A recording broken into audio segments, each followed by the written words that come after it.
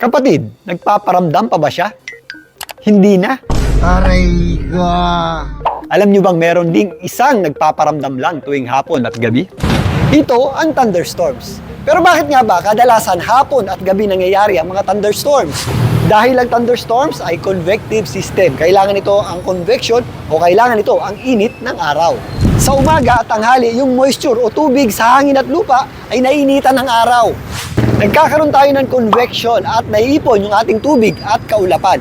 At kapag hindi na kaya ng ulap ang daladala nitong tubig, bumubuhos na ito as ulan at mga thunderstorms. Kadalasan nga tuwing hapon at gabi. At mas mapapadalas pa yung ating mga thunderstorms tuwing hapon at gabi kasabay ng pagpasok ng habagat. Kaya sa mga lalabas ng bahay, ugaliin na po ang pagdadala ng payong. Muli, ito po ang inyong Weather Tito Alvin na lagi may panahon para sa iyo.